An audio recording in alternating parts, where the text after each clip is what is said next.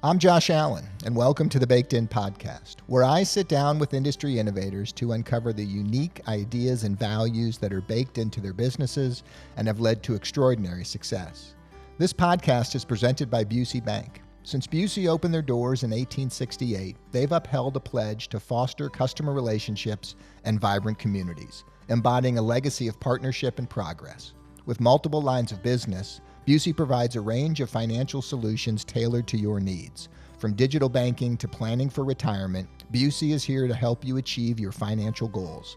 Busey Bank, building business, growing wealth since 1868. Today, I'm thrilled to be joined by Tom and Shelley Niemeier, co-founders of Space Architects, a full-service architecture and design firm that's redefining the way we think about space, community, and the built environment.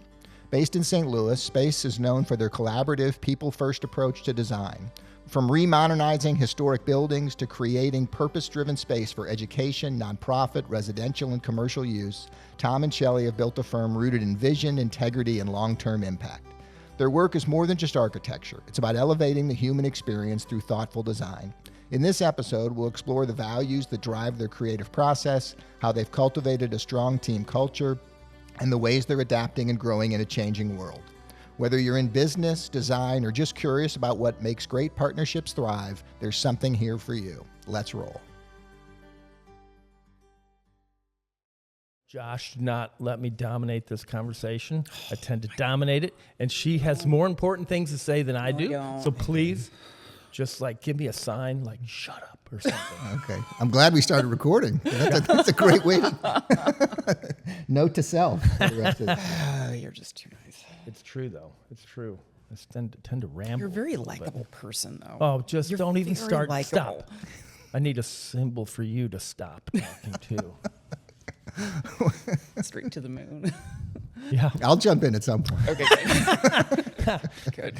So, the interesting thing and what I was excited to have you on, first of all, you guys have done some great work for us. So full disclosure, you just recently redid our cafe last year. You just did our break room at the factory, which our folks love. But we kind of have the same customer base in many respects. And so really what I wanted to start out with as we deal with all of the uncertainty in the marketplace is where you guys think the state of the restaurant business is. Because you guys, of anybody, are working 6 months, 12 months, 18 months ahead of where folks are going. And anecdotally, we're seeing a lot of folks kind of pulling back, and first quarter was tough. Now, was it weather related because the weather was shitty locally, or is it the economy? Is it the uncertainty? Is it all the chaos? But as you guys are further ahead than what's happening on the immediate end of things. What are you guys seeing or hearing in the industry? Oh, looking at me. Yeah. We can't have dead airtime, buddy. Okay, I'll start. I think for whatever reason, we're seeing an increase in inquiries for restaurants right now, which is great for us, obviously. It was for remodels, for new concepts, and new. Really? I mean, yeah, we've gotten really some of our most exciting work potentially coming up. And it was very quiet for a while. For restaurants, I think the pandemic really hit everybody hard, but restaurants in particular struggled, and some are still struggling, but yet there always seems to be churn and new players coming in and people that have been in the business for a while kind of reinventing themselves in different ways. So I don't know. What do you think, Shelley? I mean, can you categorize it that it's existing restaurateurs that are opening new concepts or new places? Is it people new to the industry? Is it refreshing an existing concept or converting or pivoting or changing? Some of that. Yeah, I feel like a lot of our upcoming work is refreshes and expansions of existing restaurants now. But I mean, we're having, quite a few inquiries on brand new places. And, what I'm excited about, it's like people who have never done restaurants before too. And honestly, it has its challenges, but those are some of my favorite restaurant clients because they're doing something new and exciting and bold, and it's that kind of combination, terrifying, exciting time for them because a lot of these people, it's like their life savings that Sure. And Well, and a lot lean of on us pretty heavily and a lot too. of time, and they entrust us to kind of shepherd them through that process. So, I'm cautiously optimistic. Let's put it that way, because I think that, despite, And you say that's specific to your business or to the industry itself? I think to the industry, Okay. as well, or at least what we see of it. I mean, because we're just, one small component of it. That's all. That's all I can think of that's reasonably articulate, my God. We have to sound like smart people and we can't cuss. We're just having a cup of coffee here this morning. I know. Okay. I mean, what is it about let's kind of continuing down that path. What is it about the restaurant industry? You guys do residential, you do you do a lot of different things, but you have become known for and certainly have a very strong reputation, especially in this market, for your restaurant work and your hospitality work. So was that by design? How did that kind of come about? Yes. Yeah, it was. I mean, it was a passion, really. I think restaurant work is exciting to me because really every new one that we get, every new inquiry is somebody that has some unique vision, some twist on why they think they have an idea that's going to fly. And every restaurant wants to have its own particular ambiance, and so each one are a new challenge. They're in a different space, and what we try to do is we try to give them a place that feels unique, not only to St. Louis but to anywhere, so that when people come there, they kind of feel like they've maybe left St. Louis or in some place different, and that's I think that's some of the biggest compliments we get on our restaurants is when people say like, oh, I felt like I was in Europe or something, where they felt taken away.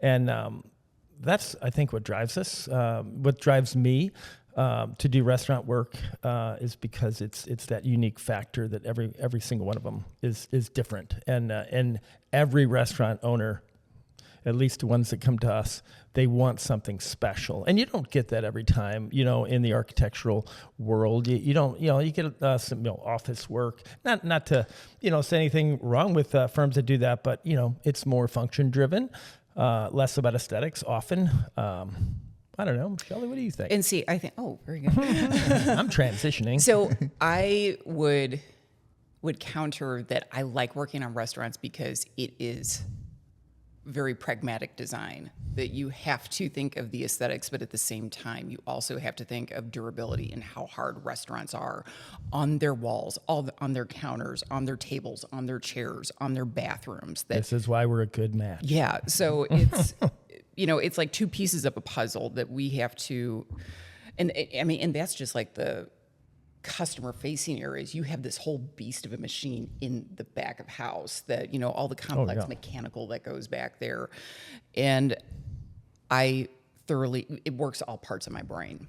And I really, really love doing that. And I think honestly, we've done so much work in restaurants that a lot of that work kind of informs residential design too. I mean, and obviously the restaurant work is incredibly collaborative, right? I mean, you've got to work with the restaurateur who's got the strong vision, but there's got to be some clashing of heads, right? I mean, at some point, you guys have experience that most of us, if we've built something, we've built a couple of them, we've worked in places, but we don't know what you know, which is why we've hired you or why folks come to you. And how much is that?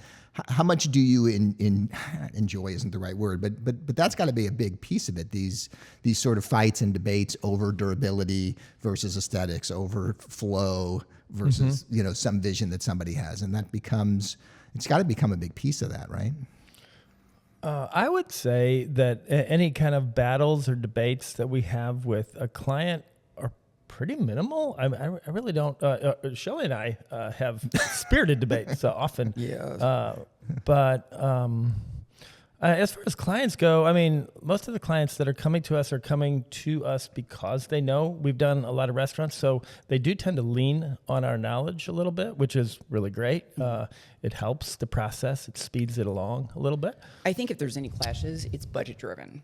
Sure. Because, what gets value engineered out. And we try to work very closely with the restaurateur to make sure that they get maybe the same look or it's giving you the same feeling or atmosphere, but maybe in a different kind of value engineered Definitely way. a challenge. It's like any project. A lot of times the client, you hear beer budget, champagne taste, and every restaurateur wants their restaurant to be beautiful, right? So it's a challenge to like, how can we make it beautiful? But yet oftentimes restaurant budgets are not huge. We've had some that budgets were not a big issue, but most of the time, 95% of the time, it's budget driven because obviously it's expensive to open and build a restaurant. So, and right now, I mean, obviously the cost of capital right now, the uncertainty in the marketplace, Yeah. even as busy as you are, that's got to be becoming even a bigger piece of this whole thing, right? Like how quickly they can get to market, get open. The cost of borrowing money's got to be changing the budgets and. Absolutely, yeah. Everybody, for the most part, is in a hurry to get open. And I think that we have a kind of a unique way of trying to get to that budget quickly, in that we have a little pricing package that we do that we can kind of work out the flow, like a floor plan where we kind of functionally can lay that restaurant out, pop it into 3D so that they can get an idea of what it's going to look like. We try to abbreviate the architectural services early on, and then we send that to our construction side. That can, we like to say it's a cost opinion, not really a hard bid, because there's a lot of things that can change as far as up or down, but it gives us a snapshot of where, what you can get for the amount of money that you have. And I think that's an important thing to get early, because if you get too far down the road with drawings and then you find out what it costs and then you have to go backwards with drawings, that's disappointing for everybody. Yeah, absolutely. And it slows everything down. I mean, it's funny, we talked about how similar our businesses are. I think that's one thing that's really changed. Right? We're a custom bread manufacturer, and what we find is the price really isn't, there's so many things more important than price, but if we can't take price off the table early in the conversation, we're making a mistake. So if somebody comes to us for a custom sandwich bun, we can work up some pricing estimates, something optimistic, and say, look, if that's what you want, that ingredient, that kind of packaging, whatever the specifics are that's custom to them, that bun's going to be 42 cents a piece probably landed. Does that work within what you're thinking about? And they can either say, yeah, let's go, and then we'll start making samples and moving forward, right, yeah. Or they'll say, wait, no way, we're looking to spend 27 cents, and maybe we're just not the right place to even work with, or maybe it's not butter and it's some kind of vegetable oil, or like we can make a change to an ingredient and fix that. But if we don't deal with that up front and we wait, we've all wasted so much energy. Yeah. And I'm sure you've wasted so much time in kind of bringing to the table, and then you've got to start value engineering way too far down the line. Yeah, well, and the thing that it does too, that it disappoints people, and their expectation suddenly is different, and that makes the process more difficult and not as fun. So we want to find out where we need to be as early as possible, because then it really, the joy of design, it really should be a fun experience, and you want to keep that client excited the whole time versus them, being like, oh, I'm not going to get what I wanted. It's an important thing to keep them happy. Mm-hmm. Yeah, and we say that a lot to folks, which is look, because some people just want to dicker and bitch and moan about pricing and be super aggressive and negotiate and all that. And it's like, look, let's talk up front. Like, what's the range that you can spend for this particular product? But just know that if you get super aggressive and you say a number that I can't do, then I'm just going to tell you I'm not the right person to do business with, and then maybe you won't be able to get a custom product. So let's be honest about what that number needs to be. Like, don't just if you lowball me, then I'm just going to say, I'm sorry, I'm just not the right baker for you. Let's just be honest of where it can be. And it's really hard to, because some folks just they feel like they're doing something wrong in a negotiation, that they lose their leverage by telling you the range. Yeah. And it's like, no, that's how we get there collaboratively together. And it's really interesting. It is interesting to see people react how similar that process is to what we go through, and how we have some clients that, like, they got money in their back pocket that they don't want to tell us about. It's like, well, why would you do that? Because now we're going to give you a restaurant maybe that is lower quality, and when you had more money to spend on it, just let's be transparent about things, and you tell us how much money you want to spend on this, and we're going to try to hit that budget. we will try not to go over, but like don't lowball us. Do you find that on the design side too, when it comes to material choice, fabrics, that kind of stuff? Honestly, I think, when you're building out a restaurant, the material choices are kind of a small piece of the puzzle. Like in terms of budget, if you're going with this wood floor versus that wood floor, it's a pretty small number. In the whole scope Yeah, of in the things, whole scope of yeah. things. When you're talking about, all the mechanical that has to happen, and it's not a big thing, but we really try to have those budget conversations right up front from the get-go, just so that we're all on the same page, and we like to make it a collegial experience for everybody. I feel like it's a team effort because we want the same thing you do. We want to build you a beautiful restaurant that works and is going to last for years and years and years. And you kind of hit the nail on the head that, some of these cagey, I don't know if it's how people think they're supposed to negotiate. Right. I don't know if it's their personality. It's just what they think that should happen. Yeah. So let's move away from maybe a little bit from the restaurant business. I mean, you both bring different strengths to the table. So Tom is the architecture design guy, right? And you're the research-driven interior design person. How do you guys balance that creative collaboration with, the realities of running a business together and being partners, obviously, outside of the business? You better start with that. Oh, no. I mean, and I'm sure you experience the same thing. Your brain never turns off, or at least that's what happens to us. Maybe maybe you have a better work-life balance than we do, but it's always something that's going in your head, and especially, when you have a staff of so many people, and it's, no matter what the economy is, it's always just kind of a challenge and something that it's hard to turn it off. It's hard to turn it off. But as far as like division of labor goes, Tom does what I consider the big brain stuff, architecture with a capital A. I wanted to be an architect when I was a kid, but when I figured out what was involved in it, I was like, nope, just let me pick out pretties. I would much rather pick out carpet and, do all this other stuff. But, this guy over here, he has such an eye for fine quality details and how to draw those up so that spaces can be built beautifully, and not just spaces, but casework and furniture and everything. Like, I am in awe of what he can do. So you don't roll your eyes at me, because it's the truth. I'm not telling lies.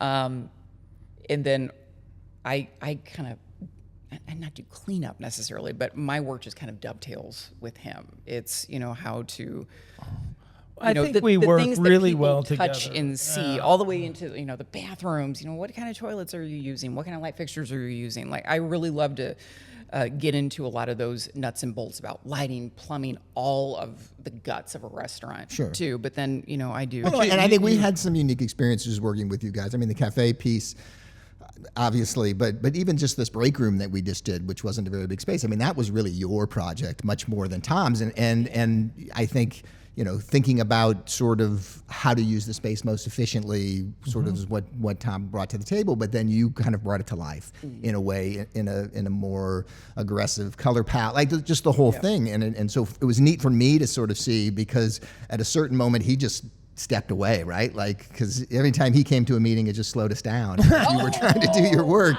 Once he sort of did that initial presentation and we defined the space. And so, I mean, I really enjoyed the nature of the way that you guys worked together, at least in that project. So, I mean, I certainly saw that. And I like Tom was alluding to, I think it was very equal sort of in that presentation, and equally as important and impactful to the final product. Good. Well, thank you. Yeah, well, I would just add too that you undersell yourself all the time. Gosh. And there's so many times where I will do a design, an architectural design, and Shelley will come along and she'll look at it, and in like under 30 seconds, she'll say, well, what about that? Or, did you think about turning this way? And it's just a simple little thought, but I'm like, damn, it kind of makes me mad a little bit, because I've been like, I put a lot of time into this, and she walked up in 30 seconds, she turned it around, and it's better. And that's what you do. But it's fresh eyes looking at something. Yeah.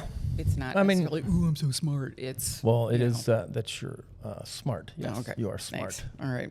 And we, my experience historically was to have an architect and a designer that were different, and then a contractor who was different. So we historically, when we were building the cafes, it was those three different kind of pillars coming together, and you guys do all of that. And was that? I mean, your space is almost two decades old, right? Almost 20 years old. It is 20 years. It is 20 years old. Congratulations. Yeah. This year. This year? Yeah, like a month ago. Yeah, we should have thrown a party. Well, we're going to. We're going to. Was that the initial thought process, was to bring all of that together, or did that evolve? Well, I think I was thinking. So I've always loved building things, working with my hands. I've always loved that. And when I went to college, I went to Kansas State University that has an interior architecture program that actually has a wood shop as part of the curriculum. And so I spent a lot of time in the wood shop building furniture, and I loved all that. But when I got out of school, I went more the traditional route of working for architectural firms. I mean, for one, I couldn't get out and work in a shop. You can't really make any money doing that. At least like designing and building furniture initially, it wasn't really an option. So I worked for other different architecture firms for probably 20 years or so. Really? I don't think I realized that it was that. I'm old, Josh. I mean, I'm old. But anyway, in 2005, started Space, and I just the back of my mind, someday I want a workshop.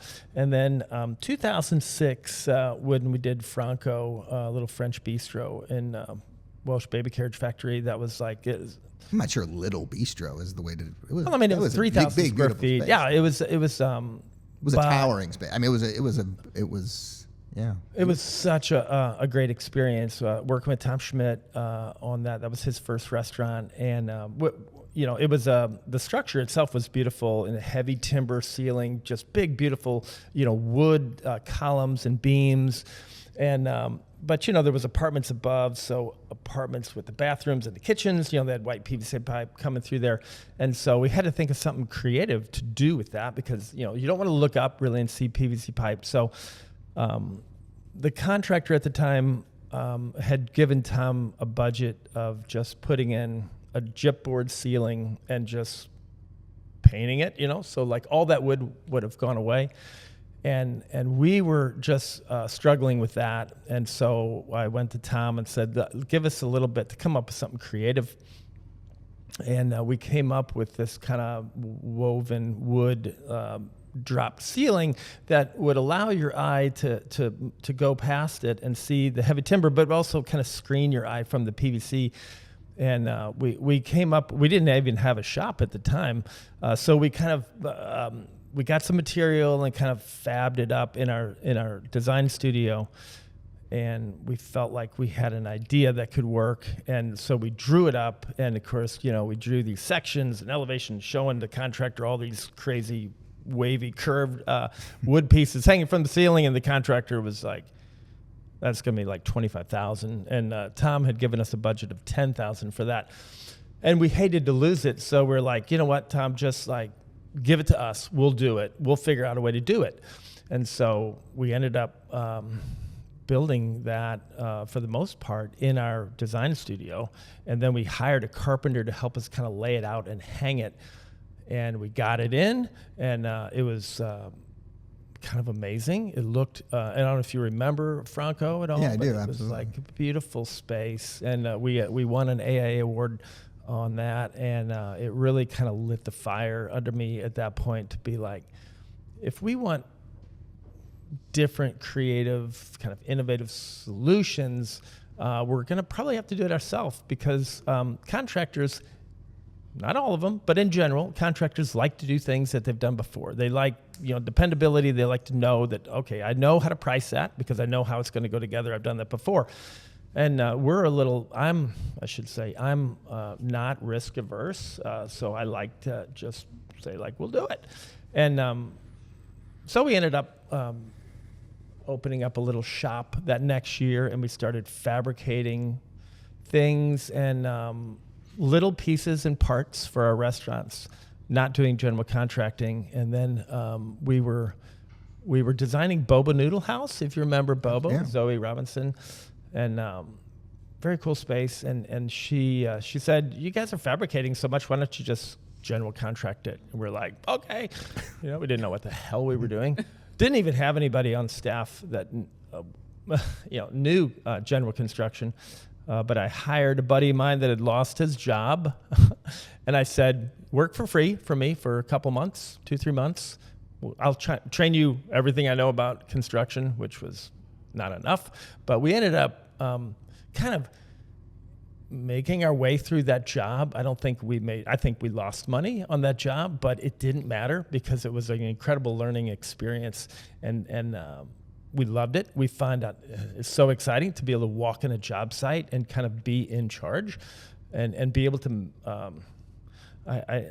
Our construction side won't like it when I say this, but to walk on a job site and be able to be like, we need to make a little change here, and to be able to do that and not have to go through a bunch of bureaucracy to make that happen because we're in charge of it. And so in 2008, I guess it was, we started doing general construction. And I'll be perfectly honest, like it's been a struggle to find the right mix of contractors that want to work with architects and designers that want to work with contractors as closely as we do.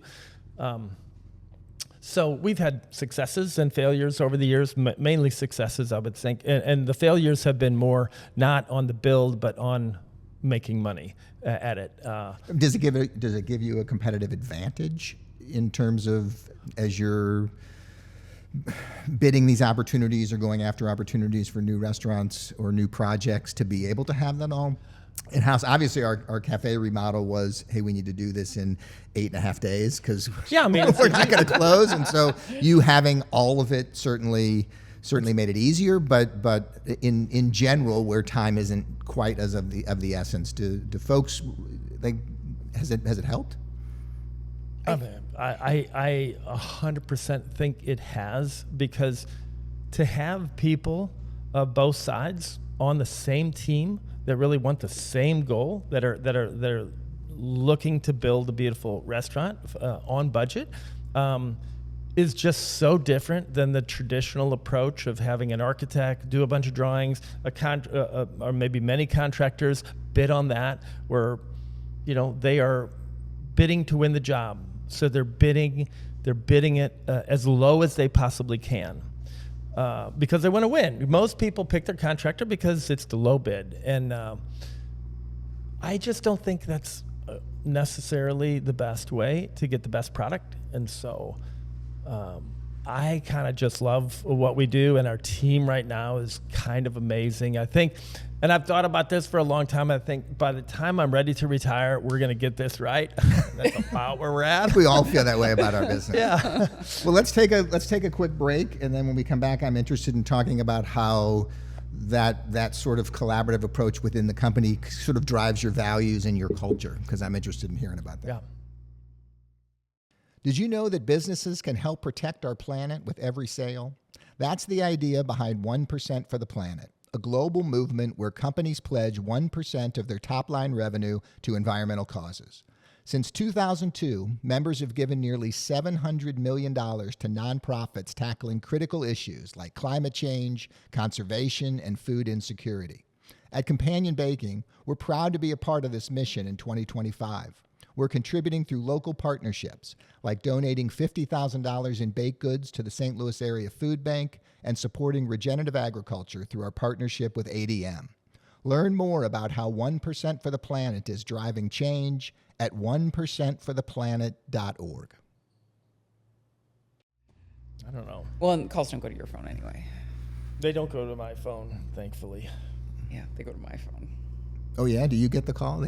You're the gatekeeper? I am the gatekeeper. Pretty much, yeah. I'm good at being a gatekeeper. Forwarded to her phone wherever she's at. It goes How there. much? It's interesting. I had David and Stephanie from David Stein Furniture on, and we talked a lot about how she's kind of the gatekeeper, and how many times it's no really very early on in the process, right? She doesn't even, it doesn't get very far. How does that work for you guys? Of the inquiries, do you turn it off more times than you move forward because it's just not a fit in the way it's presented, or are there lots of opportunities? I think it's, we don't say no a ton because we genuinely try to work with people, and we understand that what we provide, it's like hiring an attorney, or it's kind of a luxury product that you have to hire, if that makes sense. Sometimes just like an attorney, like if you're going to build out your space, you have to have an architect doing it. And I think generally, like, especially if we click with people really well, we will do whatever we can to help them out as best we can, because we just, no matter what their budget. yeah, we really try to, but sometimes it's like, It's the one we can usually tell, like on a phone call, if somebody says like, I've got plans, I just need you to like kind of seal them, sign and seal them, or I already got plans drawn up. That's usually a sign. It's like, probably not for us. yeah, or you get the impression that they're calling, just going down the phone book and calling. Well, every the S isn't first in the alphabet. Maybe Right. that's Yeah. They wear out before they get to us. So we talked. Architect-led, kind of the single source project delivery. How has taking like full ownership of the process from brainstorm to build out? How does that inform sort of the internal culture that you guys have developed at Space, and maybe even how that is? Do you think it is for the client experience? Oh, I get it. Your turn. I think for the client experience, it's much more seamless and efficient because you're not having to negotiate fights between your architect and your contractor. You're not having to get in between them. We just don't hear them, right? Yes. I mean, and that is the honest to God truth, because like there is no way to do a set of drawings that are 100% perfect. And sorry, Tom, and it's true, because Tom has to think of everything, and especially like if you're going into a job that is a renovation, there's just so many, you just cannot possibly think of everything. Well, and don't forget, people don't want to pay a lot for a design fee. So often the fee won't cover enough of your time to be able to detail everything that you need to detail to make the project work. And so that's where our fabrication side, our wood shop, our metal shop, and our construction guys, where we can kind of finesse things a little bit after the drawings are done. Right, because in the end you're delivering a budget to open the space, right? So it really doesn't matter to you all how that gets divvied up. Yeah, and because we're on the hook for delivering the final product, like we have to get along very well together, and we try not to finger point. Oh, you forgot to do this, or you forgot to do that. It's at some point everybody's gonna make a boo-boo, and it's our job to make it seamless for the client and give them the space that they're paying for. Is that hard to find the construction side folks in the fabrication shops that understand that? Because it's obviously unique to them too, in an environment working that they're directly coming with into an architect. When they're working with an architect and a designer, quote unquote seamlessly. That's probably a new experience for them as well. Has that been a challenge, or how do you foster that culture to sort of create that in a very positive way? I mean, I would say that is a challenge, and it's one that we've struggled with, I think, over the years to find that right mix.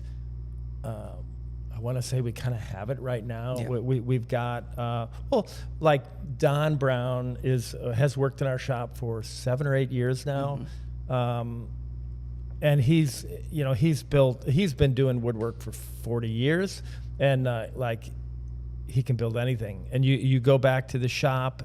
This is my favorite thing to do, is like if I'm working with the detail, instead of me trying to figure every little last thing out with it, I can just go back to Don, and we can just have like this informal collaboration, which is amazing because he always has a way to like, well, if you detail it like this or this, it'll be easier. And if it's easier, then it is less expensive typically, because it'll be less time for him to devote to it. So those are the kind of things, those little details that people don't necessarily see that I think kind of make us different, maybe a little more efficient, because you don't, the architects and designers don't know everything. It takes a long time to learn everything, especially on how you detail certain things.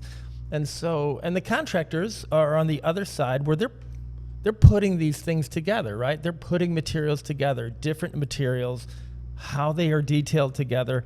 And it's difficult for either side to know exactly what to do. So if you bring them together and have them talk before that detail is complete, you will usually get a detail that's had both sides of that brain put together, and it's usually a better detail. So I mean, that's what I love most probably about working with our construction side, is that it's just more collaborative, and it's early in the process, because like the traditional process is an architect designing everything all the way through and then handing that set of documents off to a contractor who then is brand new to the process, brand new to the space and drawing, and he has to figure it all out through lines on paper. And that can be a challenge. And if he doesn't quite understand it, maybe I'll just put a little extra on there to make sure I'm covered, right? But if our guys are working with this early on, they have a deeper understanding of what we're going for. And so, we usually have less detailing to do because we've already worked through it. And then it's a little more seamless out on the job site. Is that the same for you on the design side? Yeah, and I'm so fortunate that our team, they all have really good taste. So our construction. I am not responsible for every beautiful piece of design. That oftentimes, Brad will say, "Oh, what if we did this?" or "What if we painted that wall a different color?" And it's like, that's a great idea. Let's ask the client. And most of the time it goes through. So I don't want to take credit for every beautiful thing in the space at all, because it really is a team collaborative situation. Absolutely, yeah. And it's kind of like it's pretty awesome to have a construction manager that has taste, that can spot things out on the job site that you're like, he'll call and say, is this what you were thinking? And that's usually, when he says it like that, it's usually like, oh. So you mentioned all the positive things. What are the pain points with the vertical integration? Like, what's the biggest challenge within that? I know one. What's that? Well, it's when we're putting together, so we do these pricing sets. I think I mentioned before, we do these quick pricing sets. And, there's a lot of assumptions that have to be made at this point because, we're trying to establish the cost of something that hasn't been fully designed, which is a little risky. Sure. Because we want to stick with our word, right? We don't want to surprise the client and say, that cost opinion we did 2 months ago, well, actually, we were way off. That'd be terrible. And so sometimes, these drawings that we're doing that are preliminary end up, I think what our pain points have been is we start kind of releasing these drawings before they are fully ready. And we've tried, that's one of the things that we're trying to do, is to have a clear demarcation between our pricing drawings that generate that cost opinion and then the final drawings where it's being bid out. Because we've had before where we released something in between, and then the subcontractors that are bidding on it, they have this incomplete set that they're kind of basing the numbers on, and then we come up with another set and then another set, and they're trying to keep up, and that's not good. And that's what we've tried hard to correct. Mm-hmm.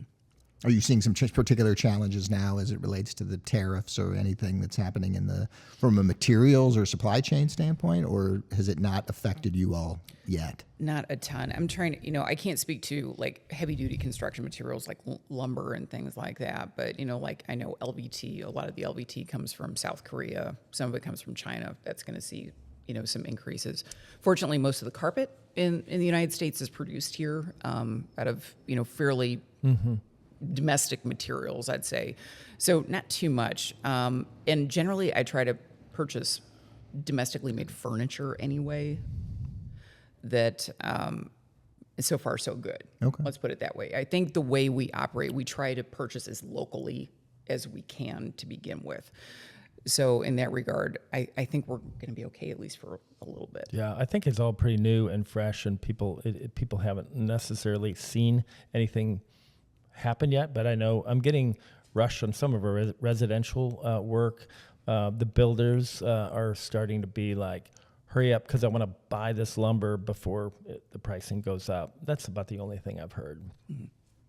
So you guys just sold your building in the Grove. You'd been in the Grove in that space for 15 years. 15 years. Mm-hmm. Bought a new building in Richmond Heights. Didn't buy it. Didn't buy it. Sorry. No more buying. Moved into a new building with a much bigger fabrication capacity. Right. That was the big reason to move. Different proportion, I would say. I don't know if it is bigger, and it's more wide open. In the Grove. That building had several additions, so that when we expanded the shop, there was always like a big brick wall that divided it. So like our shop ended up being like 3 skinny, spaces. So this is one kind of big open space with a couple rooms kind of adjacent to it that we use. And then our studio is smaller by design. Our studio in the Grove is fit for 27 people, and God forbid we don't want to be that big ever again. We were never quite that big, but we got up to like 23, 24 people. And that was How many is it now? We have 1, 2, 3, and then 4. Okay. That's it. Yeah. And four we like it. dedicated design people and 2 dedicated fabrication people, and then 2 more dedicated construction project managers. Yeah.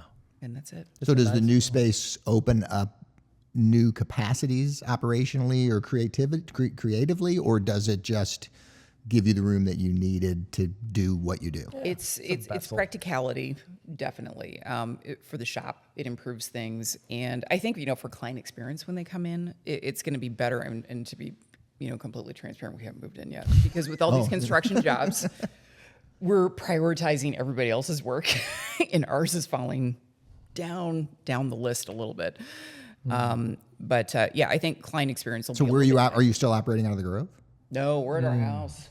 Okay. And it's not a bad thing. I know. She loves it. If it's up to her. So is there a chance you won't move? Like maybe you'll just... No, there's no chance. We're going to move. We have signed a lease, and we are paying rent. Yeah. So it's going to happen. Probably within the next 4 weeks, you think. But, that's the goal. Clients would come into our office, and, you have this big, vast design studio, and there's a reception desk for a restaurant sitting there. There's 48 tables lined up against the wall. Yeah. It was kind of looking like the Clampets a little bit. Big time. Like Beautiful in our parking Clampets. lot. Oh, gosh, yeah. But we had, what was it? Shipping containers full of stuff in our parking lot. We actually have a dock now. We have a dock high space that we can unload trucks now. Which don't forget we have a full basement with a freight elevator, which is pretty awesome. So now when the shop gets something done that isn't ready to go to the job site, we can put it on the freight and take it downstairs. And the basement's huge, 3,000 something square feet. So yeah. Lots of room down there. And then it's safe, too, because, in our studio, it wasn't necessarily always safe. People walking around, moving stuff, and, occasionally things would get damaged. So this way, safer. Yeah. So tell me a little bit about your building, or you built a fully accessible house in Brentwood. Oh, yeah. Can we talk about that a little bit? Like what that means for the future of, the boomers as they age? That's what we want to... Gen X here. This is my selfish little push here because I will tell you, I do not want to take all my life savings and give it to an assisted living place and let me just be warehoused there. So because we do so much accessible work in restaurants, and I know that residential and restaurants are a little bit different with universal design. They have slightly different requirements, but our idea is to create a home that you can live in all your life. If you're a young single person, you can live there all your life. Or if you are a family, you can stay there. Or if you are downsizing and you just want a smaller home that you know that you will be comfortable and safe in, but it doesn't look like a nursing home. So the idea is the house adapts to you. So like, for example, like the kitchen looks like a completely normal kitchen, but if something would happen, if you get injured and you need to use a wheelchair, or if you just age and you need to start using a wheelchair, that there are, we've done some tricks in the kitchen that, there's an apron that is removed from the front of the cooktop and the kitchen sink so that you can actually roll up instead of using a side approach to access these things. Same thing in the primary bedroom's bathroom. You actually have a whole roll-in shower that is a very nice size. So we've tried to think of everything, and we have talked to we had an accessibility consultant review all the plans, talk about the materials we've used in the space, and just, okay, so if you're in a wheelchair, if you're using a walker, how does this work, lights. We've tried to think of everything. And this is built, this is being built. Where are we on the process? We have purchased a lot. Okay, well, a lot with a house on it, and the location is fantastic because this is Brentwood. So it's very walkable. You can get to bus stops. You can walk to the grocery store. You can walk to the pharmacy. It's a great location. You can walk to the parks and everything. Yep. So we purchased a lot, tore down the house, and it is the pit right now. And honestly, and it's a lot of because like we're moving, we're just trying to get settled before we tackle that. And we did come up with a design for it. And I would like to, before we start construction, even though it's past the ARB in Brentwood. It's fully permitted. It's fully permitted. We could do it, but and this is kind of the danger when projects kind of sit before they move. It's like, what if we did this? What if we did this? Because so, out of curiosity, what is the price point? What's the goal? Like, where do these sort of fall in? Is there a well? They window? They are going to vary depending on the neighborhood and the size, for sure. Yeah. So I gave a presentation at a bright and early over here with Atomic Dust. I guess it was a couple months ago, and what I did was, how Dwell magazine, this potter and a hairstylist, they have a budget of like $3 million, and they built this house. It's like just kind of ridiculous, and they show how everything breaks out. And if you know anything about construction or design, it's like, wait, those numbers don't look quite right. I mean, it's always kind of ridiculous. So I broke out the numbers for this house, and the way we have it designed now, we would have to sell it for probably, like $750,000 or $800,000. How many square feet? Like what's the size of that? It's like 2,600 square feet. So it's a nice with full basement. So 3 bedroom, 2.5 bath, or 2.5 bath. Yeah, 2.5 bathrooms. And I would like to bring that down. Like, I am well aware that there's a housing crisis, and we don't want to make something that is out of reach for so many people. So I would like to tweak it, do some things. Well, but certainly the second and the third and the fourth one could be, there's some economies of scale as you start to understand the design and what needs to happen. There was some complications with the site as well. It's a very narrow but long site with a cross slope that made it difficult for the zero threshold entry and things like that I think caused it to be more expensive. And plus MSD, their sewer line was higher, so we had to change it. We had to put a grinder system in. Some things smart person stuff. Right. Oh my gosh. And we had. Are you hearing demand for this, or are you foreseeing demand and people just don't realize that it's 100%. possible, and if you can present it, it really changes people's perceptions? We see it personally. Like my mother, who's 93, still living in the same house that I grew up in since I was 5 years old. Well, her bedroom is on the second floor. The bathroom is on the second floor. The laundry is in the basement. And she is still mobile enough to access those, but it's scary for me to think about, she's going down the stairs with a basket of laundry, And to convert that house would be impossible, to make it truly accessible.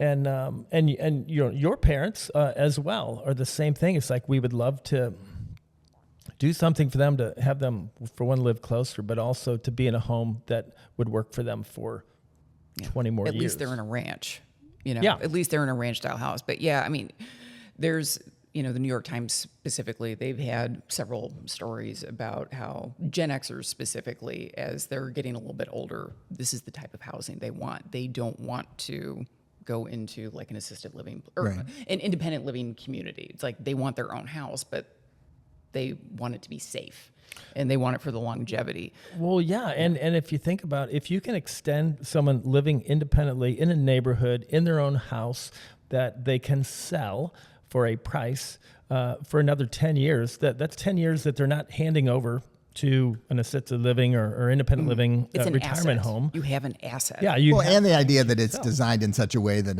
a young couple could Exactly. move in and not feel like they're Exactly. living in a. Right, because I think we've all been to homes where they've been kind of rigged and retrofit to make it more accessible, but it never looks great. So to design a home from the beginning that's thought about that way and designed in a way that you don't see it, but it's there. Yeah. And if you talk to real estate agents, they say there is absolutely a need for this. But Yeah. it bothers me that I feel like so much design, there's groups of people that get forgotten about in design, and it may be disabled people, older people, and Well, we can't forget about old people now. It's becoming the the majority of the oh population. my gosh, yeah. But I feel like this is an opportunity for us to use architecture and design and construction in a good way. That's going to help people beyond, And it's more than a pet project. I mean, do you see this as a business opportunity that this becomes a piece of space moving forward for what you guys are working on? 100%. We'd like it to be a bigger component of space. yeah. But more sustainable, really, because like restaurant work can come and go, and depending on what the economy's doing, that work really fluctuates. So like to have something on our own that we're kind of in control of and can build on, that's exciting. And selfishly, we can design what we want. There's no client, we can actually. We love the clients, but yeah. Yeah, and honestly, because there is a resistance to pay for design. People don't mind paying for construction, but for design. So this is a way for us to, kind of recoup some of our design fees, but it's just kind of, it's in the cost of the product that you're buying. And Well, then it's less because we're not having to put presentations together and give to clients and then have changes made and all this. We're kind of like, we're just doing it. Yeah, We're making exactly. decisions and moving forward. Yeah. So I'm very excited about it. So you guys talked at the beginning about it's hard to turn stuff off, right? I mean, I always describe owning a business as like putting on a backpack with like one too many books, and there's always a book like sticking into like, and no matter where you are, like vacation or whatever, but sometimes you can take a couple books out. So when you guys unload that backpack a little bit, what do you guys like to do? How do you relax? Well, I've got some hobbies. Yeah. I mean, I play baseball still. So, Really? Competitive baseball. Fast pitch? I mean, Oh, yeah. like, Yeah. Baseball, hardball. Yep. Just played last night, actually. What position do you play? I usually play catcher. I played third base last night because our third baseman was missing. So, Well, you got to have some knees to still be playing catcher. you know what? My knees are brand new. They're replacement. And they function amazingly well as catcher. I mean, I'm shocked myself, but like I can catch 9 innings, no problem. Both knees are Have no pain. Both are replaced. Yeah. because you were a catcher. Did it come out of? No, I was a pitcher most of my career. Okay. And then I switched to catching, 10 years ago or so, and had my knees done 5 years ago. And they have been amazing. Yeah. Like I can walk for 5 miles, no problem. I have a collection of reptiles. I like gardening. And Wait. What kind of reptiles? There's a room in our I got a house. chameleon. I got a box turtle. I got a crested gecko. I've had for about 15 years. So yeah, those are fun. But I love making bread, by the way. Okay. Yeah. I got make work it for you. A lot. I'm going to come work for you. That would be pretty his soon. dream to retire and just make breads. I have Be careful what you wish for. yeah. I make a lot of bread. What about you, Shelley? I Just like to pump the weight. I do powerlifting in Nice. the garage. Tom is so this is like how extra this guy is. I think it was 3 years ago, right before my birthday, I said, "Don't buy me anything. I just want to clean up this corner of the garage so I can practice deadlifts and cleans." And so he cleans up the garage and he gets a rig and he did it up. It's so nice. And we have the mats all over the entire floor of the entire garage. And he's so sweet. He goes out there with the leaf blower, blows it all out, and he he's so sweet about it. So I do that several times a week. Can you edit all that out, Josh? No. How about how nice you are? And I read a lot. I read a lot of books, and that's about it. But we have younger kids, and it's just right now. We have two my girls. God, we have so much softball. Oh yeah, it's all. So, and it's Ben, that's my our youngest son, is in Webster Groves varsity baseball, going to a D1 college to play baseball. And we have Madeline and Marlo, both recently fallen in love with playing softball. And then I still play baseball. So we literally have a ball game every night of the week, sometimes two. multiple between practices and everything. So Yeah. that's That's pretty crazy. That's, our That's hobby. great though. That's Yeah. our life right It's now. great. And I know it's going to be one of those things in a few years. I'm going to look back. Oh, that was the good old days. Right. And trying Absolutely. to soak it up and Well, we've worked together professionally a lot, but I can't tell you how much I appreciate you guys spending a few minutes with me and letting me kind of peek behind the curtain a little bit. Yeah. But continued good luck to everything, and we'll keep you busy. We got other stuff to continue to work on, and thank you. yeah. Thanks for Thank having you, us Josh. on. Yeah. Thanks, guys. Thanks so much for joining me today. I can't tell you how much I've enjoyed sharing these insights from folks I truly admire. Be sure and follow the show in your favorite podcast players